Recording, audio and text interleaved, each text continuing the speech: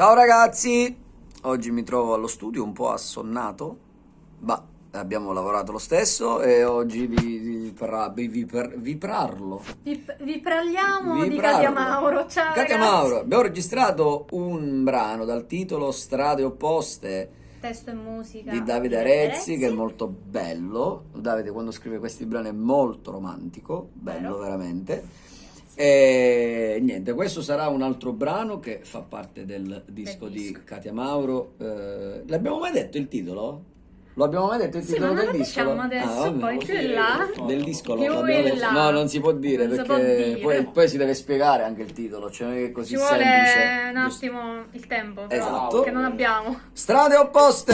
Cancellerò tutto il passato e tutti quei ricordi chiusi dentro me. Cammineremo su due strade opposte, non ti voglio più incontrare.